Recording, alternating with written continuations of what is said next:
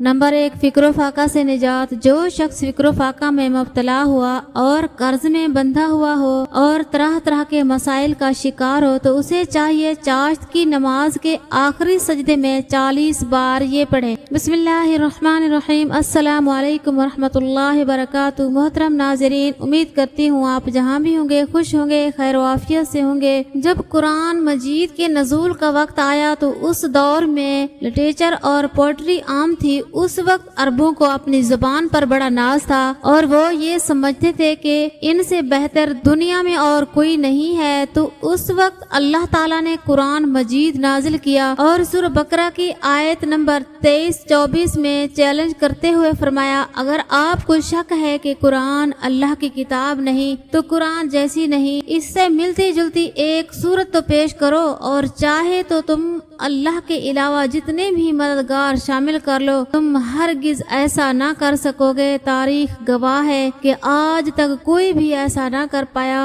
अल्लाह ही बेहतर जानता है कि कयामत कब आएगी, लेकिन अल्लाह ताला ने अपने रसूल सल्लल्लाहु अलैहि वसल्लम के जरिए कयामत की निशानियां जरूर पहुंचाई हैं। कयामत का वक्त आप सल्लल्लाहु अलैहि वसल्लम के पर्दा फरमाने के बाद से शुरू हो गया था। आपकी बताई गई छोटी मोटी तमाम निशानियां तकरीबन पूरी हो चुकी हैं, बस अब बड़ी निशानियों का ज़हूर बाकी है। मसलन दज्जाल का आना, इमाम मेहदी और हजरत ईसा अलैहिस्सलाम का नज़ूल, याजूज माजूज कौम का निकलना, दावतुल अर्ज बोलने वाले जानवर का निकलना बाकी है। अहादीस पर गौर किया जाए और मौजूदा दौर को देखा जाए तो मालूम होता है कि हम आखिरी सदी ही में जी रहे हैं। कयामत इसी सदी में ही आएगी, इसलिए लोगों को चाहिए हर बुरा अमल छोड़कर अल्लाह से जुड़ जाएं। अल्लाह ताला ने खुद हजरत मूसा अलैहिस्सलाम से कलाम किया और अपने बंदे को हुक्म दिया,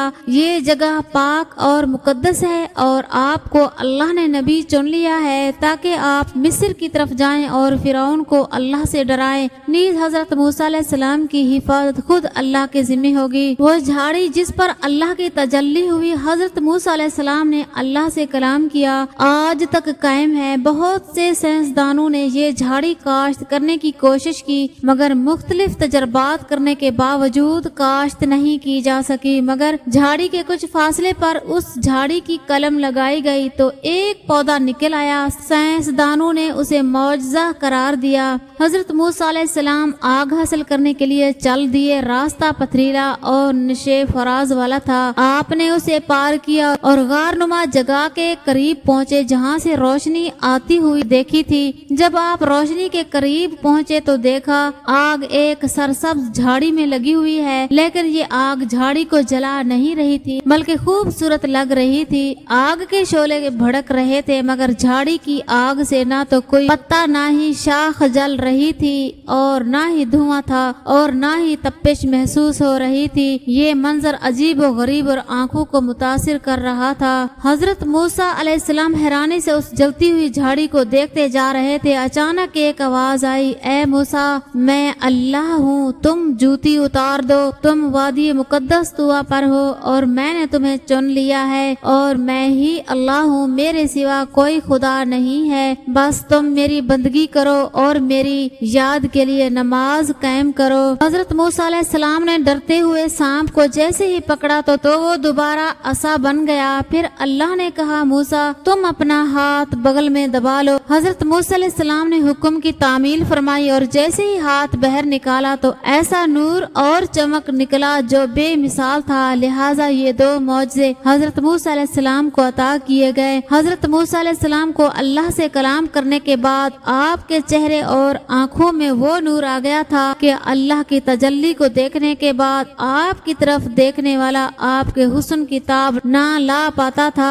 अगर हजरत मूसा अलैहिस्सलाम किसी की आंखों से आंखें मिला लेते तो उस पर हैबत तारी हो जाती थी। जब फिरौन अपने लश्कर समेत समंदर में गर्क हुआ तो अल्लाह ताला ने हजरत मूसा अलैहिस्सलाम से फरमाया, आप बनी इसराइल यहूदी को लेकर मुल्क शाम में दाखिल हो जाओ। उस वक्त मुल्क शाम में अल मालका की हुकूमत थी। ये जालिम और जंग जंगजू कौम थी। हजरत मूसा अलैहिस्सलाम यहूदियों की 6 लाख फौज लेकर मालका से जंग करने पहुँचे तो यहूदियों के हौसले पस्त हो के बुज़दिल हो गए और यहूदियों ने हजरत मूसा अलैहिस्सलाम से कहा, इनसे जंग हम नहीं कर सकते, लिहाजा तुम जानो और तुम्हारा खुदा जाने। फिरौनों ने 3300 साल हुकूमत की थी और कुल मिला के 33 फिरौन गुजरे हैं। हर फिरौन को तकरीबन 100 साल तक इक़्तिदार मिला था। जब हजरत मूसा अलैहिस्सलाम के साथ आखिरी फिरौन का मुकाबला हुआ जो पानी में डूब कर गर्क हुआ, साथ में फिरौनों का भी इक़्तिदार डूब गया। यूं फिरौन खत्म हो गए। फिर रेत ने उनके महल्लात और तमीरात धस गई।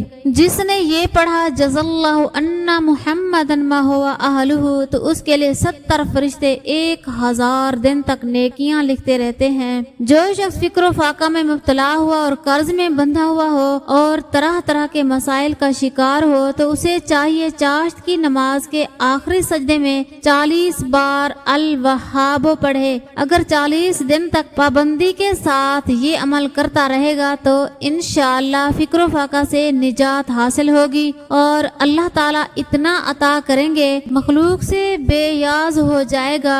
नंबर 2, कर्ज की अदायगी के लिए मगरिब की नमाज के बाद ये मसनून दुआ 21 बार पढ़ने का मामूल बना लें। इंशाअल्लाह कर्ज की अदायगी के असबाब पैदा हो जाएंगे। अल्लाहुम्मा कफिनी बि हलालिका अन हरामिका व आगनिनी बि फज़लिका अम्मन सिवाक। नंबर 3, रिज़्क में बरकत के लिए एक मुजर्रब अमल मौलाना शाह अब्दुल गनी फूलपुरी रहमतुल्लाह अलैह ने फरमाया, हजरत हाजी इमदादुल्लाह रहमतुल्लाह अलैह से मनकूल है, जो शख्स सुबह को 70 मरतबा पाबंदी से ये आयत पढ़ा करे वह रिज़्क की तंगी से महफूज रहेगा। और फरमाया कि बहुत मुजर्रब अमल है, आयत मदरजा झेल है। अल्लाहु लतीफु बिइबादिही यरज़ुक़ु मन यशाउ व हुवल क़वियुल अज़ीज़। नंबर 4, माल में बरकत पैदा करने ज़वाल से बचाने का अमल हदीस शरीफ में आया है।